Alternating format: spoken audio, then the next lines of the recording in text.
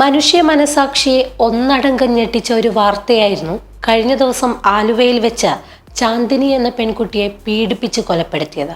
സമൂഹത്തെ ഒന്നടങ്കം പിടിച്ചുലച്ച ഈ സംഭവത്തിലെ പ്രതിയെ പിടികൂടിയെങ്കിലും ഈ സംഭവത്തിൽ കൂടുതൽ പ്രതികളുണ്ടെന്ന സംശയമുണ്ടെന്ന കൊല്ലപ്പെട്ട പെൺകുട്ടിയുടെ പിതാവ് ഇപ്പോൾ അറിയിച്ചിരിക്കുകയാണ്.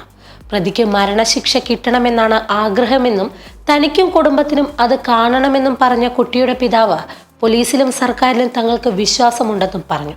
തൻ്റെ മകൾ ഇപ്പോൾ കേരളത്തിൻ്റെ മകൾ കൂടിയാണെന്നും പ്രതിക്ക് മരണശിക്ഷ കിട്ടിയാലേ കേരളത്തിനും സന്തോഷമുണ്ടാകൂ എന്നും പിതാവ് കൂട്ടിച്ചേർത്തു.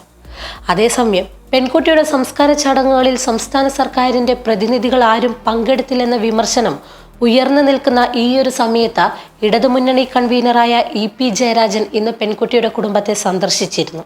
പെൺകുട്ടിയെ തട്ടിക്കൊണ്ടുപോയി പീഡിപ്പിച്ച് കൊലപ്പെടുത്തിയത് ദുഃഖകരമായ സംഭവമാണെന്ന് പറഞ്ഞ EP ജയരാജൻ എന്തിനും പോലീസിനെ കുറ്റം പറയുന്നത് തെറ്റായ പ്രവണതയാണെന്നും അത് പോലീസിന്റെ മനോവീര്യം തകർക്കാനേ ഉപകരിക്കുമെന്നും വിമർശിച്ചിരിക്കുകയാണ്.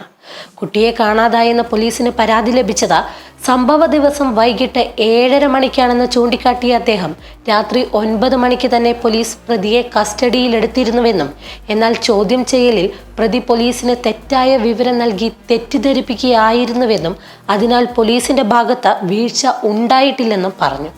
പ്രതിപക്ഷ നേതാവിന്റെ അടക്കം വാദങ്ങൾ ബാലിശമാണെന്ന് പറഞ്ഞ EP വിഷയം രാഷ്ട്രീയവൽക്കരിക്കരുതെന്നും അറിയിച്ചിട്ടുണ്ട്.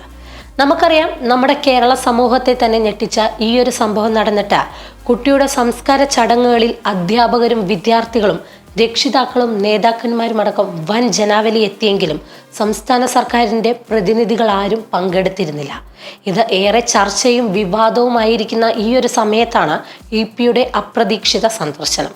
എന്തായാലും മന്ത്രിമാർ കുടുംബത്തെ സന്ദർശിച്ചില്ലെങ്കിലും കുടുംബത്തിന് വേണ്ടി എല്ലാ കാര്യങ്ങളും സർക്കാർ ചെയ്യുന്നുണ്ടെന്നും അറിയിച്ചിരിക്കുകയാണ് EP. എന്തായാലും കുട്ടിയുടെ വീടിന്റെ പരിസരത്ത് എക്സൈസ് സംഘം പരിശോധന നടത്തുകയാണ്. ക്യാമ്പുകളിൽ മയക്കുമരുന്നടക്കം ലഹരി ഉപയോഗം കണ്ടെത്താനാണ് പരിശോധന നടത്തുന്നത്. അതേസമയം പോലീസ് അന്വേഷണത്തിൽ വീഴ്ചയുണ്ടായെന്ന ആരോപണവുമായി കോൺഗ്രസ് പോലീസ് സ്റ്റേഷനിലേക്കും BJP SP ഓഫീസിലേക്കും മാർച്ച് നടത്തിയിട്ടുണ്ട്.